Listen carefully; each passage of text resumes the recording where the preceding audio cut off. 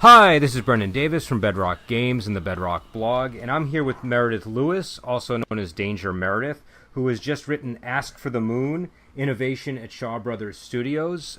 This is a new book about Shaw Brothers, obviously. So, Meredith, why don't you introduce yourself and tell us a little bit about your background and what prompted you to write this book? Well, hi Brendan, thanks for having me on the podcast. I'm a long-time fan of martial arts movies, including Shaw Brothers, obviously. In my life, I started off a million years ago when I was young, fit as a dancer and choreographer. And I think that's one of the things that makes me so interested in martial arts movies. I love the movement, I love the choreography, I love the physical performances. But I've also worked as manager, so producing other people's shows and artwork. So I've also been very interested in the behind the scenes, the business side of the arts, what it takes to produce a work of art, be it cinema or a theatre show, book. So I think all these interests came together in me wanting to write this book. And just for those who maybe don't have the book yet, what does the book cover?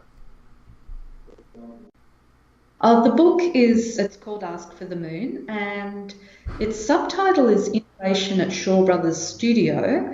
So I was really interested in the fact that Shaw Brothers, particularly Sir Run Shaw, came up with this production model, a way of producing movies quickly, producing movies that were popular, that looked good. So Run Shaw was out to make money. He loved film, but he wanted to make money. He was a businessman. He used a formula for making films. And a lot of the Shaw Brothers films are formulaic in a way. They look the same. They all seem to have the same plots and the same actors. But when you watch Shaw Brothers films, they're still entertaining, they're very creative. So I was really interested that a lot of Shaw Brothers directors, choreographers and actors could bring their own individual creative vision, even while they were fulfilling Sir Run Shaw's template. It's an interesting mix, and I wanted to write about that. And you do cover a number of directors in the book. I know that I off the top of my head, I remember I saw that King Hu is mentioned in there. I think Cho Yuen is mentioned. I think you might have Lau Kar Lung and Cheng Che. Is that Yes, correct? that's absolutely correct. I mean, so many really talented directors worked for Shaw's, but I decided to, in the beginning of the book, the first few chapters, Shaw's in general and films in general, but then I wanted to break it down and look at some individual directors as case studies. And those four directors that you mention, four of the case studies in the book, they all get a chapter to themselves. And what sort of things do you maybe uncover without getting, I guess, into too much detail because you want people to read the book? But what are some interesting things about each of the directors that maybe people didn't know or they didn't think about? I'm that's a section of the book that I just got my copy, so I'm only about 30 pages in, but I can tell people this is a very engaging book, and those are the chapters that I'm particularly Great. interested to read. So I don't know just I guess just details. Yeah. In terms of those particular directors, I think I chose those directors because they had very strong visions for what they wanted to do with film. So I realised years ago I was watching film because I love them, and I was thinking to myself, I think I could pick this guy's style. It's so clear, even if I didn't know he was the director. But then I thought, but it's still obviously a Shaw Brothers film. Yeah. So with Cho Yuen, it's sets and costumes. What I discovered in my research for the book was that he was incredibly versatile director who could work in any genre really well, very Yeah. talented man. So Run Shaw just had him make all those wuxia films that were popular at the box office. Lau Ga Lung I picked because he just raised the benchmark of martial arts choreography incredibly. He just introduced a new level of very beautiful detail in choreography.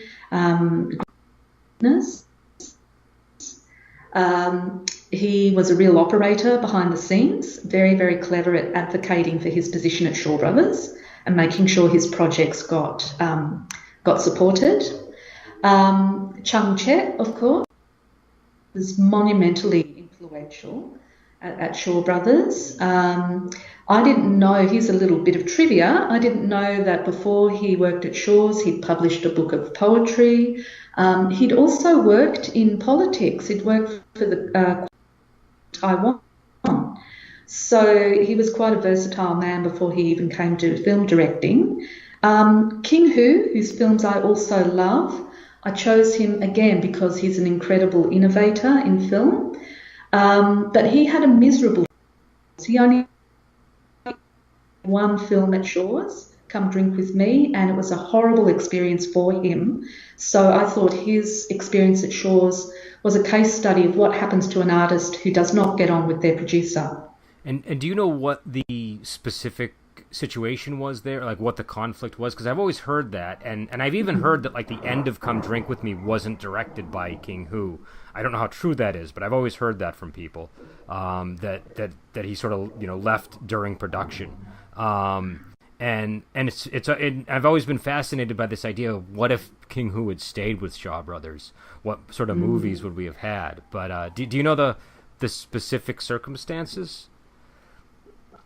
Well, it took a little bit of detective work, but I spoke to the conflict. It's interesting picking up on your comment, what would have happened if King Hu had stayed at Shaw's. I forget who it was, but one of the academics I read for my research, I think it's Stephen Chu, made a really good point that maybe if King Hu had stayed at Shaw's, he would not have been able to carry on with his particular innovations in filmmaking. He might have been constrained by the formula there. So we might not have had films like Dragon Inn or A Touch of Zen. But I believe King Hu did finish off Come Drink With Me, but not in the way he wanted. Okay. One conflict I read about between him and Run Run Shaw was King Hu was sort of, he brought in a new way of filming action, a new level of detail, and made the action more dramatic and actually fulfill a role of bringing drama rather than just being movement.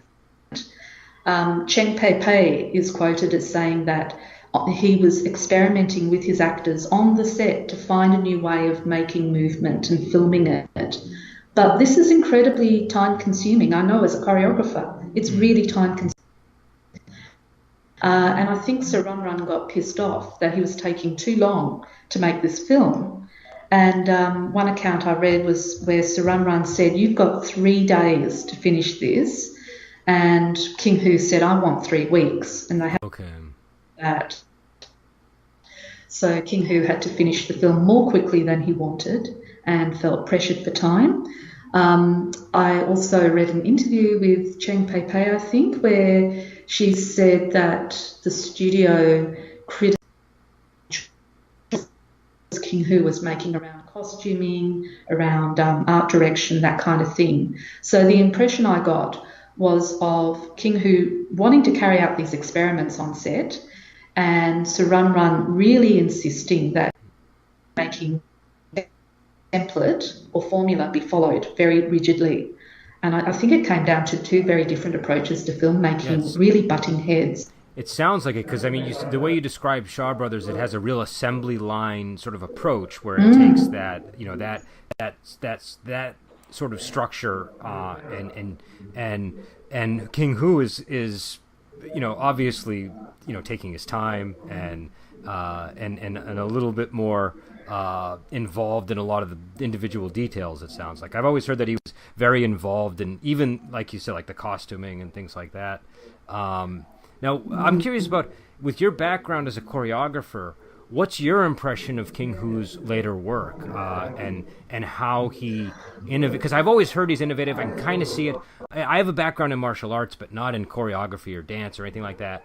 And I really, when I watch it, I'm always very curious about, well, what's the specific thing that is making this different from the other things that I've seen? Well, for me, to put it, before King Hu, martial arts films they were still fun to watch, and they still used movement well, in that the movement was often dynamic and entertaining and brought a burst of energy to the film. But the wasn't very detailed or specific often. I'm generalising here, but it was, for me, it was a flail fest. Limbs were flailing around. There was a blur of movement, and it was movement to bring energy into the film, which they still did very skillfully. Even early martial arts films are well worth watching. And the odd choreographer, I think, did try and bring some more specificity or some more detail in, but generally it was just what King Hu did was, I think, really appreciate a couple of things about movement. He appreciated that movement could define a character or push plot forward. So if in Come Drink With Me, you think about in the tea house where Golden Swallow encounters the bad guys for the first time, and all the physical business they undertake. And it's really telling us that this woman's incredibly skilled, a lot of nerve, very resourceful. It's a really witty scene as well. You know, I'm thinking of things where they're throwing the coins and making characters out of where the coins land in the wood. There's a lot of wit as well. Who appreciated was how beautiful movement could look. And I've read quotations from him where he said he was really interested in martial arts movement also almost as a form of dance, and he was incredibly inspired by Chinese opera. So he as interested in authentic martial arts as he was in graceful performative movement. So he really, the way he filmed movement and edited it, he really appreciated the beauty of the movement, which, as a hoofer myself, I bored with. I really enjoyed that myself. Well, Come Drink With Me. I always, you know, when you look at Cheng Pei Pei's movements in that, you can sort of see the dance quality in a lot of it. So that makes a lot of sense to me. Now, what about... She was a ballet dancer, of course, before she went into show. So you can see that, I think. Yeah, because I've always noticed with her, even when she's not, like in the King Hu movie especially, you see that. But even because the other movies, they kind of go back to that more swashbuckly style, some of the other films they have her in after that. But if you look at her footwork, you really, like, that's the thing I always notice, is she's really placing her feet in position. And it's particularly graceful with her. What agreed, and I think... Oh, go ahead. Yeah, I agree with what you were saying about Cheng Pei Pei. You can see the way, as you said, the way she places her feet and the way she places her body in terms of the ballet world. We would talk in terms of having a nice line, and she does. So I'm quite sure to a bona fide martial artist like yourself, it probably doesn't look authentic, but it does look graceful. And I know in interviews with Cheng Pei Pei, I've her talk about how much she appreciated that and enjoyed working with that kind of choreography. Well, from a martial arts point of view, the footwork was what stood out to me, because I was like, oh, that is very good footwork, and footwork's something that everybody has to develop. And so, I mean, again, and one of the things I always noticed is people that came to martial arts from a dance background usually excelled because they already had that physical movement in place. They already knew how to follow the instructions, and they understood like the basic principles of just, you know, how to move your body. So I think I definitely, I mean, she's one of my favorite stars for that reason. She was probably the one that really kind of got me to sort of get the bug for Shaw Brothers films. But what about some of the other directors? Like, what about Shang Che? I mean, he has a much different style than King Hu, obviously, and I guess he kind of fits in quite well with or at least he seems to, for my eyes, for the Shaw brothers' approach to filmmaking.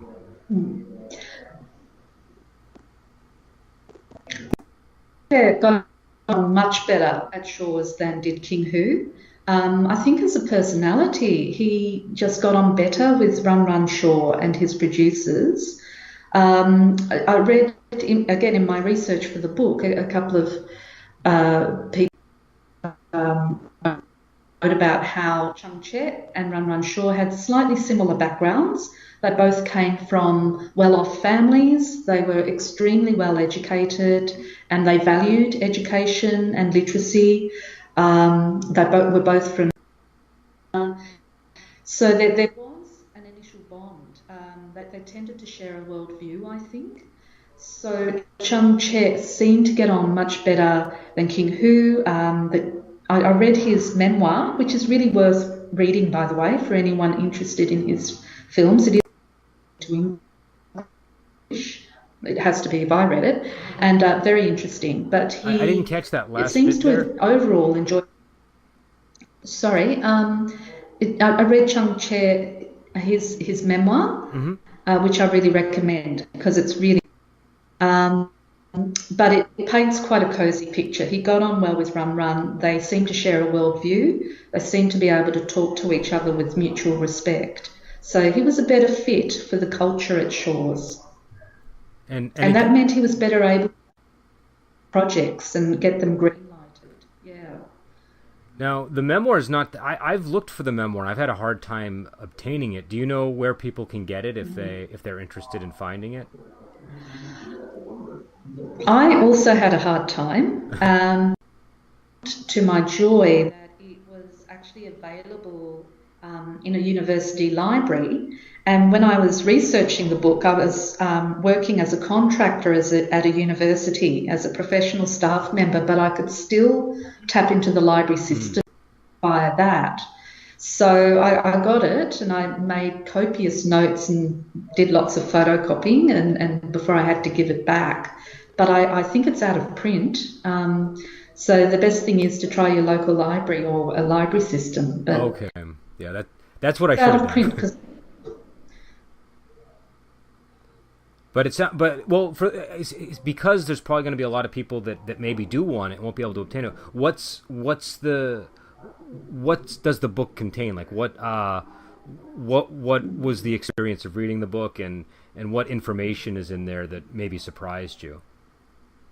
The book was mostly written by Chung Che. There's a few essays talking about his work, but it's really him mostly reminiscing about. He does give you an overview of his life. So there's an autobiography contained in there, but he also talks a lot about his views about film and his experiences as a filmmaker. It does give good insight into, I think, the way the man thought, and you get a strong feel of his personality, I think. Yeah. And which was me researching the book. You know, I wanted that. Yeah. No, and as a choreographer, again, what was your impression of Chang Che's style? Because he definitely has his. I can't think of two more different directors than him and King Hu, at least from Shaw Brothers. What from the choreography point of view. Well, he brought on board good choreographers, of course. He worked a lot with Lau Ka Lung and people like Tang Che as well. And I felt like, so I'm not sure that he himself put a lot of, but I think the way he staged choreography, the way he filmed it, the way it was edited, also the way he slotted choreography into the plot, where he chose to put fight scenes. He had a lot of skill in using that to highlight what he wanted to say about a certain character or the experience they were going through or themes in the film. It's something I think martial arts filmmaking does in general really well, is how they use and where they make choices of where you put plot. And I think that a lot of that started with Chung Che. I think he had such a great eye for that. For me, he's a director who directs really tight, pacey films. The pace is always great, and that's why his films are always really kind of compelling, really pick the viewer up and carry them along. And also he kind of he's an interesting director because he has these phases too. He has sort of the early phase of the, like the one-armed swordsman period, and then the Iron Triangle period, and then the Venom period. But because you mentioned the action directors, and I know one of the directors that you focus on is Lau Kar-leung. What was your assessment of Lau Kar-leung in the book? He's amazing. He's amazing, and as somebody who used to choreograph, I mean, he's, for me, he's just super impressive because his work is so beautiful. He really could come up with really beautifully detailed, very beautifully detailed phrases of movement, very specific details, really shapes that he found for his performers, great energy. And as a director, as somebody who then understood how to use his own choreography, he's really interesting. Again, it's his film and great pace, but as a director, he also explores some really interesting territory. He does some interesting things with comedy, for example, like The Spiritual Boxer and Shadow Boxer. He did some interesting, I think, with gender. He has some really interesting roles for women in his films, which are quite remarkable. And I thank him for that, because one thing I'm not so keen on Chung Che is that he was against featuring as heroes in his films, whereas although I think he's a really great director, but Lau Kar-leung comes up with some really, really interesting roles and some really interesting playful stuff around sexuality. So I think he could do stuff. Yeah, no, it's actually choosing themes. It's kind of surprising when you see some of the Lau Kar-leung movies, like you see like Clan of the White Lotus and these films where he really does some things that you wouldn't think would be in a movie from that era, from that part of the world, but it's interesting. Yes, yeah. And I think he was also pretty well placed at Shaw's because he was allowed to do that, and really allowed to push Sir Run Run's filmmaking formula and play around with it a little bit. He got away with some stuff, I think. Yeah, well, My Young Auntie is a very unusual movie, and it definitely, I know that they did a lot of different genres and stuff, but it's one that it seems like it was much more experimental in terms of this, just I don't know, the what genre it even was. That could be a whole conversation, I think. Yes, yeah. But no, he definitely had a good play, but I think it came out of his understanding of how to manipulate physical performance and where you could take that and what you could play with that. Everything he does is underpinned by that extraordinary understanding of martial arts technique. And did he train a lot of his actors personally? Was there tutelage from him to the actors that featured in his movies? Absolutely. One thing about, and you might have already read it in the chapters you read, but Shaw's Movie Town, their huge mega studio, it had all these facilities for housing actors and for training them. So they ran their own training school that promising actors could go through. And as part of that training school, they had their own little martial arts school for and Lau Kar-leung ran that martial arts school, and I think it must have allowed him to train up actors to the standard that he wanted. It would have put him in a prime position to talent spot and see these good actors and cultivate his own films. And I also think that he was able to raise the bar nice and high, because if you've got a very able performer, somebody who really has a little bit of technique and good physical capability, then you can set far more complicated choreography on them than you can on somebody untrained. Yeah. So, yeah, I think Lau Kar-Lum was very instrumental in raising the level of physical performance at Shaw Brothers. Now, for those who don't know, could you maybe explain a little bit about what Movietown was, and I don't know what made it so special? Movietown was amazing. It was the kind of English nickname for the studio that Sir Run Run Kong. And it was massive. It was absolutely huge. I've got the book here, and I could look up the numbers. I've got a bad head for numbers, but it was really vast. People who watch Shaw Brothers, like I do, recognize a lot of sets from different films. So you watch different films, but you'll see the same architecture, the same streets, the same little tea houses, the same temples, the same temple steps. That was all there in Movietown in this little model. They had heaps of indoor lots where they could film elaborate things. They also had a decent amount of outdoor space, and then they had all those facilities. They had warehouses of sets and costumes, and they had stables for horses. They of course they had heaps of equipment. Sir Run Run made sure that his filmmakers were really well equipped. Bit of trivia: Sir Run Run had started off as a cinematographer. It was his first job ever. So I think he really understood that good equipment was important.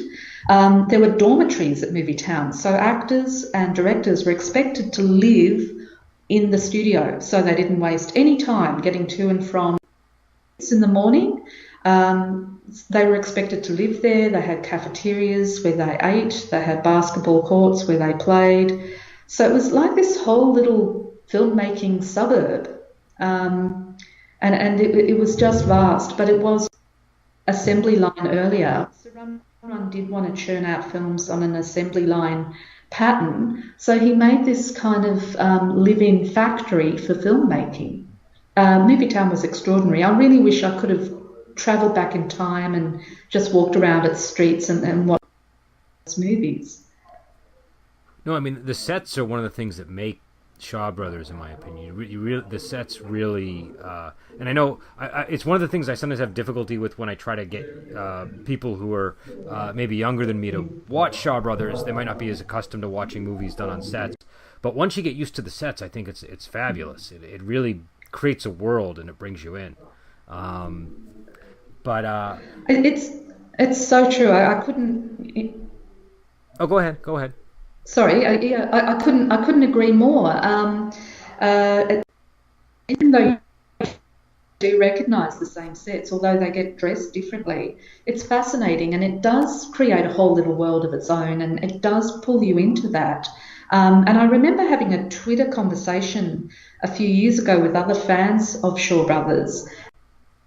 I know the sets don't look natural, they look very theatrical and very artificial, but I kind of like that. Yeah. It actually appeals to me. It makes me feel like I'm watching a real movie. And other people were agreeing, saying, yeah, it adds to the atmosphere. It really adds to it somehow. I think it's like a cartoon. You know, cartoons can kind of draw you in a way that a live action film can. I think it's the same thing. It creates this sense of surreal, like I don't know, maybe there's just something baked into us when there's a set we know we're supposed to be immersed in the imagining of what's going on. But I find it really draws me in a lot. You know, but I do recognize that for a lot of people, it can sometimes be that hurdle to get into them because they, you know, you don't see so many movies on sets anymore. But I think this is a good segue into Choi Yuen because he's kind of known for the, you know, the visual displays and the costumes and I'm very curious. I mean, I love all of the directors we've discussed. I adore. He's the one that really resonates with me the most, I think, of all the Shaw Brothers directors, and I'm curious what your assessment of him was. Sorry, was that Cho Yuan you were talking Yes, Chor about? Yuen. I apologize. Yeah, yeah. Sorry, it just cut out for just a second when you said his name, but I thought it must be because I love his. I think I feel about his films the same way with you. He is one of my favourite filmmakers. I mean, so Run Run Shaw offered his directors incredible resources, but Chor Yuan seemed resources and push the look of a Shaw Brother film to its nth degree. Nobody can dress a set like they dress it in a Shaw Yuen film. They just look amazing. They look gorgeous, but that's the surface kind of razzle dazzle. Underneath, I think there's just this really beautiful skill in building mood and atmosphere. And I think Chor Yuen was seen as an innovator in that he took a tried and true filmmaking, wuxia or swordplay films, but he gave them depth. He gave the characters depth, and he gave the storylines some kind of meaning and depth. And I just love the films for the mood they convey and that kind of otherworldly atmosphere really, really well. Yeah, no, I feel like Chor Yuen, he definitely gets you on an emotional level when you watch his movies. And I completely agree Agreed. with the characterization. I noticed that with Duel for Gold, I think it was called. That was the one where I really realized that about him. And it's an early one. Yeah. In the grand scheme of Is things. that the melodrama? Is that the melodrama with the two couples? Yeah, it, Oh, plot spoilers, I guess. But it, yeah, I really like that one as well. It's the first time I watched it, I didn't know what was going to happen in the plot. So many twists and turns. And it's just so much fun to watch those dastardly characters take each other on. It's this really great pot boiling melodrama with this moral edge to it. And it's a lot of fun. yeah, and it's one of these movies where the characters are all kind of unlikable. They generally are not they're not typical heroes by any stretch, and then that's what drives so much of the drama. So, and also I mean I don't know, maybe this is just Yeah. a, oh, I'm sorry. Yeah, no, I agree with you. And I think they are hugely unlikable, but they're still compelling. You're still Mm, very engaged in what happens to them, and I think that's real skill from the director. Sometimes if I'm watching a film with nasty characters, I just zone out. I don't yeah. care what happens. But with Duel for Gold, I actually care about what's going to happen at the end of the film. I'm still very entertained by these awful people. So I think that points to really skilled filmmaking. Yeah, I would agree, and I think he does that with a lot of his movies. You see that in Killer Clans and all these other films where the characters are at least questionable in many cases, and it's kind of like a, I don't know, he's got a gritty sort of approach to things that but also the razzle dazzle, but that grittiness of morality just really works for me.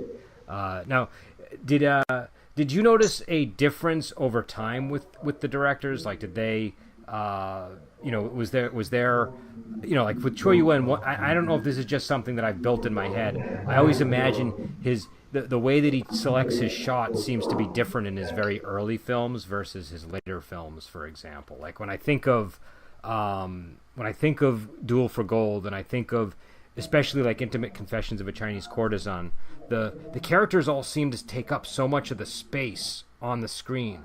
But then when we get to the later movies, I feel like the camera is panning back more. I don't know if that's a deliberate change in style or.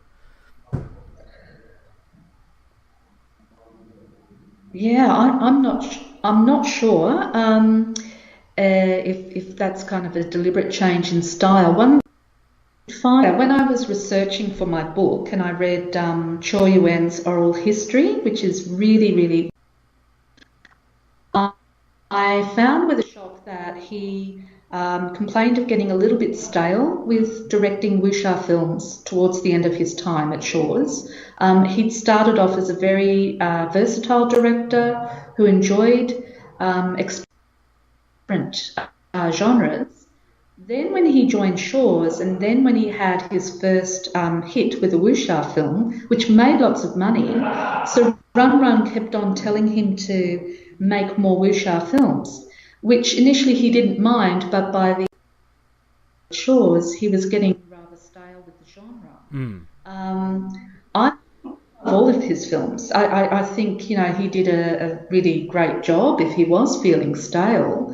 But I do wonder if that might have affected some of his directorial. And I must admit, I haven't been able to do it yet, but I would love to get his films, start at the first one he made for Shaw's and watch them through chronologically and see if I can pick if there were any kind of differences between early and because I was a little bit shocked to read that, a little bit sorry that such a talented artist said he literally used the word sick. Well, the English translator used the word sick to describe how he felt about towards the end of his time at Shaw's. Yeah, I mean, I guess after a while it must be tiring, is for a creative person, especially a director, to have to engage the same kind of material. And I guess I like you. I like all of his films, but I guess I can see a difference between something like that, like Intimate Confessions, and some of the stuff that came later that looks a lot similar to one another. They're all great martial arts movies, but that one, you see it and you're a little bit stunned by just wow, I've never seen that sort of thing done on screen before. It looks like there was a lot of thought put into every movement in that sequence. I mean, you still see that, but I can see a difference. But yeah, I think that would be a good experiment. I think you should do that. You should watch them all chronologically and give a report on what you find. Yeah. But what I mean, I know obviously. Go ahead. I'm sorry. Sorry, I'll just jump in. If anybody wants to do that or is interested in that kind of, there's a blogger called Silver Emulsion, and he hasn't finished yet, but he is setting himself the task of reviewing all Shaw Brothers films from the earliest one to the last one. So I think he's somewhere in the 70s now, but he's got all these on his blog. So that's quite interesting to follow. Yeah, he is doing that. He does a really good job. I like his blog. And there's another blogger who I think might have paused, but he called I Love Shaw Brothers, who was doing something similar, just kind of chronologically going through all the Shaw Brothers films. But Silver Emulsion he's a very regular blogger too, so his blog is always up to date. And I think he also might post at Shaw Brothers Universe on occasion. Yes. But I wanted to know. I mean, I know that the directors oftentimes they have action choreographers, but it seems like most directors sort of have a style they go for. And what's your take on Cho Yuen, and how and his style of putting martial arts into movies? Yeah, I think it kind of sort of fits with his approach to art direction, but he often emphasizes the elegance, the beauty of movement. It doesn't have the same level of baroque detail that makes, say, Lau Kar Lung's choreography so fascinating. I think for the choreography in Cho Yuen's films emphasize, just this very swift, graceful movement, but it's always dramatically appropriate. It's this very canny use of movement to further a plot and tell us things about the character. And it's also very cleverly done in that how do I put it?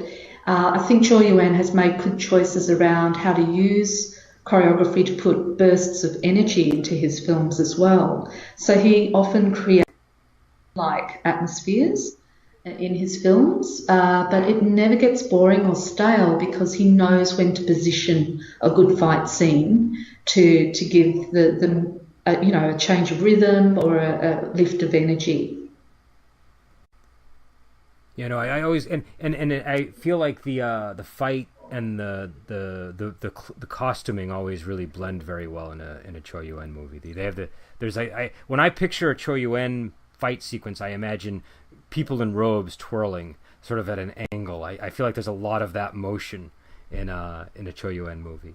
Um, Absolutely. I think that's a really good point. They're just elegant, and I think he did have a great eye for how material flows and drapes and for how bodies can flow. Fight scene. I think that's a great point.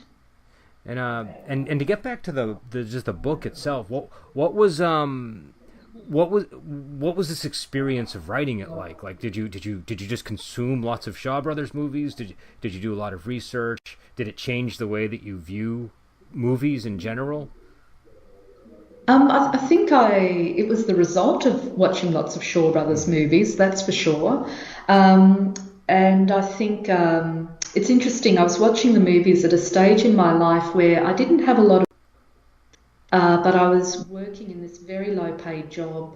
I was working near a store that was selling the movies. And of course, when I got some money together, I could buy some online. So I went through a phase where I didn't go out a lot or anything like that. And I was working very long hours and but I would watch the Shaw Brothers movies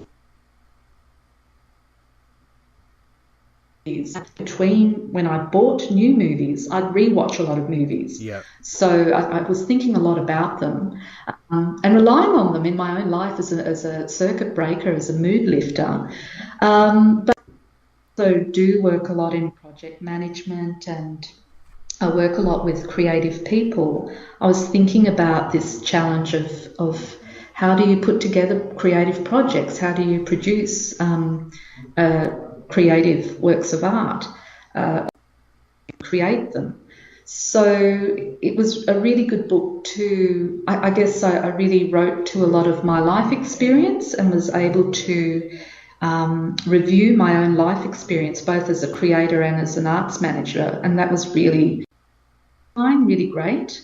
I wrote it, it took about 2 years to write at night times and on weekends.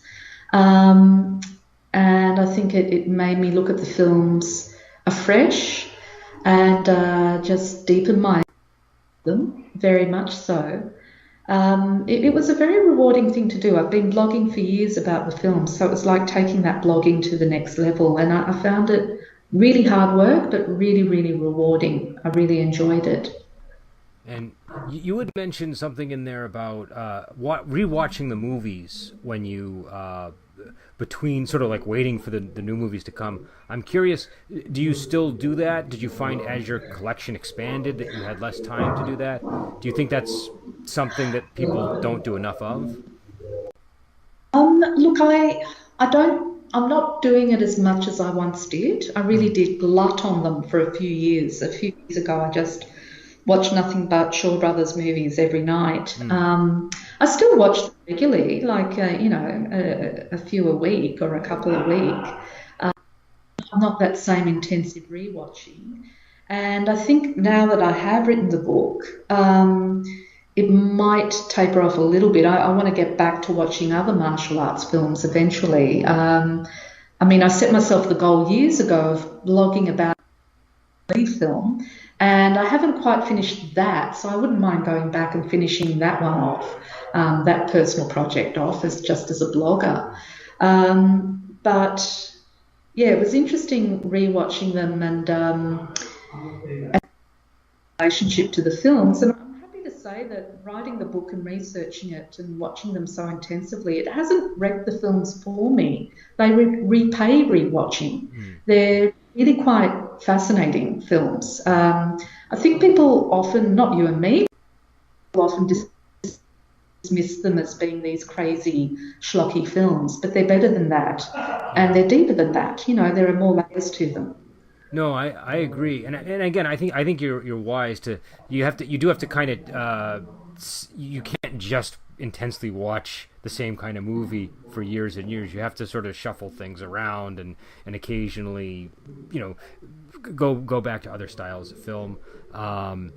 With with the dismissing of the quality of the movies that you sometimes encounter, I hear that a lot from people. I hear, a lot, like, or if they praise the movies, they'll often be like a backhanded sort of, well, when I lower my standards, I can enjoy, you'll hear things like that.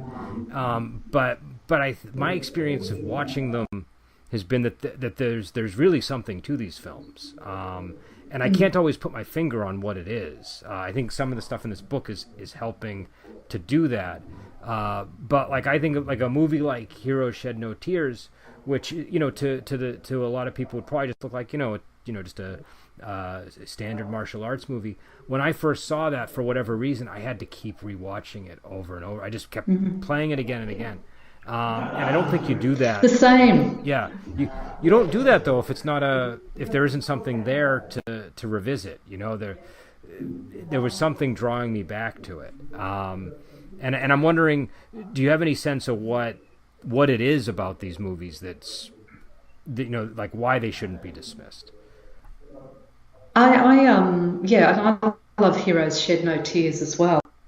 Times as well. So yeah, I think these films draw you in and pay rewatching because they're complex. There's incredible layers of meaning to them. They're not just entertainment. They cover facets. I think they're also really extremely well made. The acting's better than people give it credit for. The choreography is fascinating. It really is fascinating and intelligently constructed, intelligently used as well. The directing's good. It's compelling. So the filmmakers knew what they were doing. They knew how to hold your attention. They were incredibly audience focused. But they also dealt with deeper themes, themes of oppression, of identity, nationhood, justice, so that they can be quite deep. And I think as a white viewer, there's a further challenge where you're trying to make sense of this output from a whole other culture. And I really love that challenge. I really love expectations around what constitutes storytelling, what a film should look like. That's constantly challenged by Shaw Brothers films. They tell stories differently to Hollywood. The illustrator for the book, Rebecca Stewart, who did in fact, I think, but she was watching some of these films as her research, and she used to study film and actually lecture in film, and she said to me it's just a very different way of storytelling than we're used to in the West, but it's telling, and Shaw Brothers films are very confident storytelling vehicles. So I think for a lot of reasons they're compelling films, and there's more to them than they're given credit for. And no, and I would agree, and I think that's, given the technical difficulties we've had, we probably want to quit while we're ahead. But is there anything you want to add about the book? Anything you want to tell people where they can get it? It's just askforthemoon.com.au. So if you go on there, you can follow a link to where the book's on sale and buy it online. I haven't done it yet, but I think I'm going to put it out there via. Go to the website askforthemoon.com.au.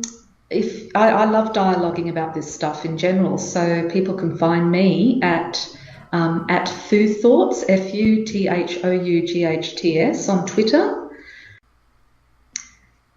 And I'm not sure. I mean, the book, what we've been talking about, all the different directors and their experience of filmmaking is basically what I do talk to in the book, their experience at Shaw's, and this interesting question of sticking to a filmmaking template versus being an original filmmaker. That's something I really try and tease out in the book a bit, and it's, I think, a very fascinating and open-ended question.